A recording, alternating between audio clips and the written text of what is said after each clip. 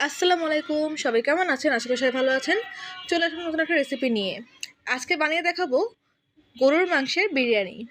তা আসছে রোজার ঈদে কিন্তু এই রেসিপিটা আপনারা ট্রাই করে দেখতে পারেন।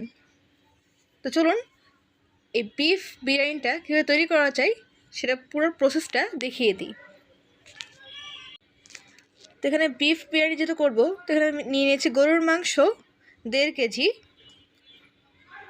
আজকে আমি হাড় চর্বি সহ মাংস ইউজ করছি। সেই সাথে আমি এখানে নিয়েছি পোলাওয়ের চাল 1 কেজি। এখানে নিয়েছি পেঁয়াজ বাটা 1 টেবিল চামচ। এখানে নিয়েছি রাঁধুনি বিরিয়ানি মশলা। এখানে নিয়েছি আদা বাটা 1 টেবিল চামচ, লবণ স্বাদ মতন, শুকনো মরিচের গুঁড়া 1 চা চামচ, দারুচিনি 5 টুকরা, এলাচ 3 টুকরা এবং এখানে নিয়েছি রসুন বাটা। তা আমি এখানে রাঁধুনি ব্র্যান্ডের মশলা ইউজ করেছি, আপনারা অন্য যে কোনো ব্র্যান্ডের মশলা ইউজ করতে পারেন। তো চলুন রান্না শুরু করা যাক। তো প্রথমে আমি পেঁয়াজ বেরেস্তা তুলে নিয়েছি এবং অল্প কিছু পেঁয়াজ বেরেস্তার মধ্যে আছে এবং পেঁয়াজ বেরেস্তার তেলের মধ্যে এখন আমি গরুর মাংসটাকে দিয়ে দিলাম। শেষে দিয়ে দিলাম পেঁয়াজ বাটা। এখন দিয়ে দিলাম আদা বাটা।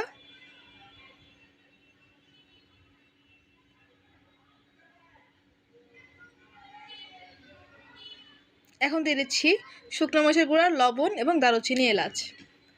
আমি এগুলো দিয়ে মশলাটাকে খুব ভালোভাবে কষিয়ে নিব। এখন দিয়ে দিলাম বিরিয়ানি মশলা। আমি একদমই কম মশলায় খুবই ইজিভাবে আপনারা কীভাবে বিরিয়ানি তৈরি করতে পারবেন সেটা দেখিয়ে দিই। যে কেউ আমার রেসিপিটা ফলো করে ট্রাই করে দেখতে পারেন, পারফেক্ট বিরিয়ানি তৈরি করতে পারবেন বাসাতেই।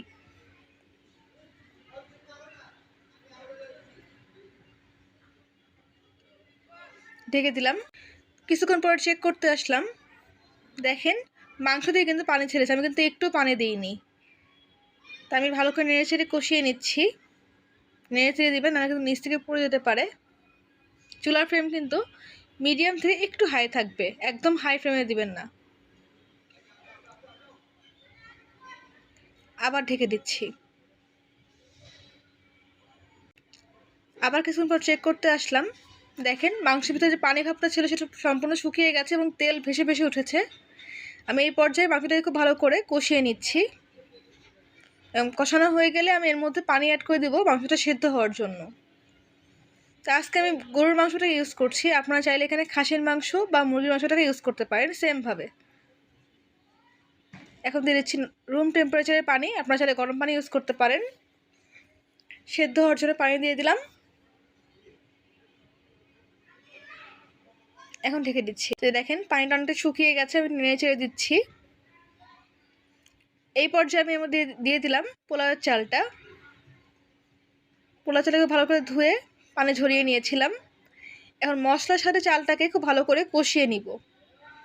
এতে করে চালের মধ্যে একটা মশলা এবং মাংসের খুব সুন্দর সুঘ্রাণ ছড়িয়ে পড়বে এবং খেতে অনেক বেশি ফ্লেভারফুল লাগবে।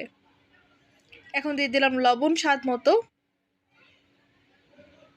লবণটা আন্দাজ করে দিবেন, কারণ মাংসের মধ্যে অলরেডি লবণ দেওয়া আছে। খুব ভালো করে চালটাকে আমি ভেজে নিচ্ছি মাংসের সাথে।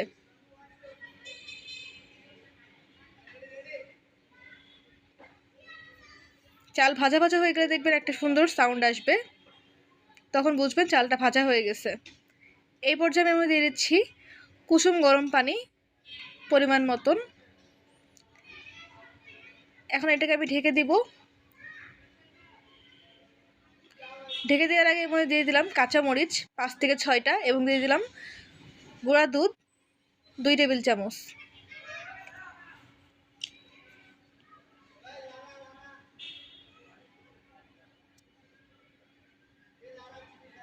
এখন দিয়ে দিচ্ছি চিনি 1/4 চা চামচ, জাস্ট স্বাদের ব্যালেন্স আনবে এবং স্বাদটাকে বাড়াতে সাহায্য করবে।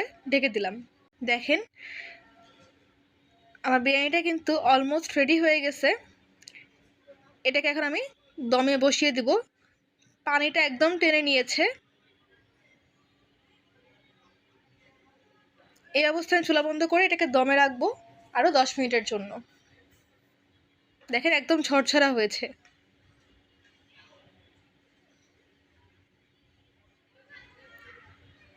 তো এটাকে এখন দমে রাখছি 10 মিনিটের জন্য। 10 মিনিট পর আপনাদের সামনে এটা পরিবেশন করে দেখাচ্ছি।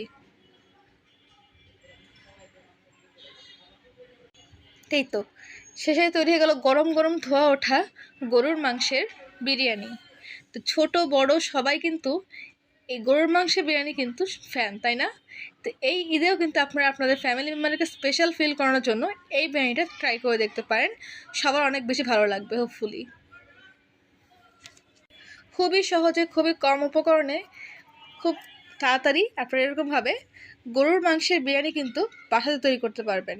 এবং যারা নতুন রাঁধুনি তারাও কিন্তু আমার দেখানো রেসিপিটা ফলো করে ট্রাই করে দেখতে পারেন। একদম নো ফেল বিরিয়ানি কিন্তু আপনারা বাসায় বানিয়ে ফেলতে পারবেন, ঝরঝরা ফ্লেভারফুল। তো হোপফুলি আপনার ভিডিওটা ভালো লেগেছে। যদি ভালো লেগে থাকে চ্যানেলটিকে অবশ্যই সাবস্ক্রাইব করবেন, ভিডিওতে লাইক করবেন, কমেন্ট করবেন, শেয়ার করবেন।